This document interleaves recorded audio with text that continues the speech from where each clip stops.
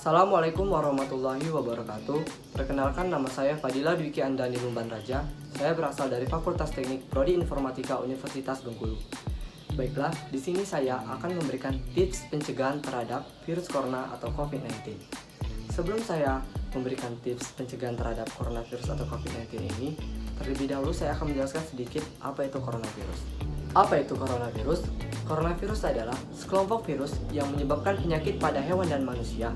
Coronavirus juga menyebabkan infeksi saluran pernapasan, mulai dari batuk pilek sampai dengan yang lebih serius, seperti penyakit MERS dan SARS. Jenis coronavirus terbaru ini menyebabkan penyakit COVID-19. Apa sih COVID-19? COVID-19 adalah penyakit menular yang menyebabkan infeksi saluran pernapasan yang disebabkan oleh coronavirus terbaru ini, yang sebelumnya tidak diketahui sebelum terjadi wabah di Wuhan, Tiongkok pada akhir bulan Desember 2019. Menurut data yang saya baca pada tanggal 2 Mei 2020 yang bersumber dari WHO, secara global terdapat 215 negara yang sudah terkonfirmasi terkena virus corona dan 3.272.202 orang yang sudah terkonfirmasi virus corona ini, dan yang meninggal itu mencapai angka 230.104 orang.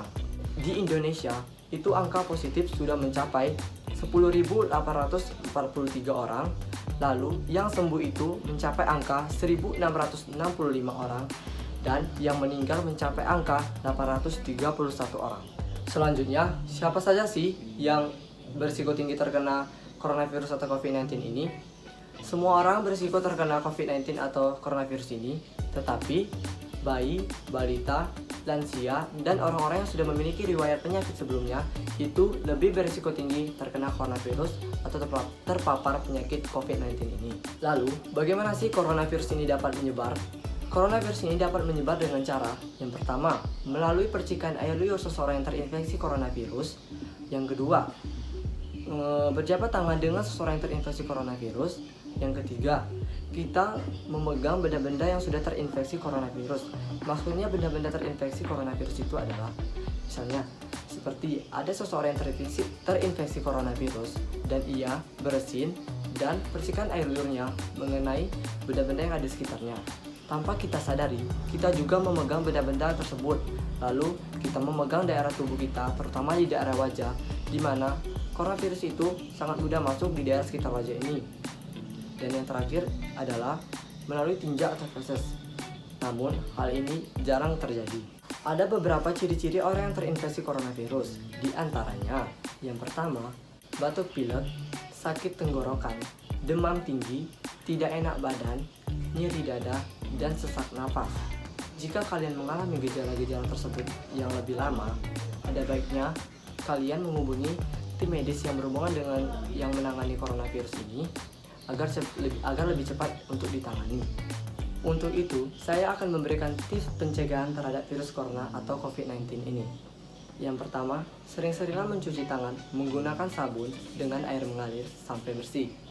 Yang kedua, hindari kontak fisik langsung terhadap orang-orang dan selalu menjaga jarak terhadap orang-orang. Yang ketiga, jangan memegang daerah wajah, terutama bagian mata, hidung, dan mulut apabila tangan kita dalam keadaan kondisi yang kotor dan kita belum mencuci tangan. Yang keempat, hindari memegang hewan liar, dalam arti kata hewan yang berada di luar rumah kita secara langsung. Dan yang kelima, selalu membersihkan benda-benda yang sering kita gunakan atau yang sering kita pakai sehari-hari. Dan yang keenam, makanlah makanan yang bergizi dan jangan lupa minum vitamin agar badan kita selalu sehat dan fit. Dan yang ketujuh, gunakan masker apabila kamu dalam keadaan sakit dan ingin berpergian keluar dalam keadaan yang mendesak ataupun keadaan yang penting. Yang kedelapan, tetap berada di dalam rumah apabila tidak ada urusan yang penting dan kondisi yang mendesak yang membuat kita keluar dari rumah ini. Demikianlah tips dan sedikit penjelasan yang bisa saya berikan tentang corona. Semoga dapat bermanfaat untuk kita semua. Akhir kata, saya ucapkan terima kasih. Wassalamualaikum warahmatullahi wabarakatuh. Stay safe, stay at home.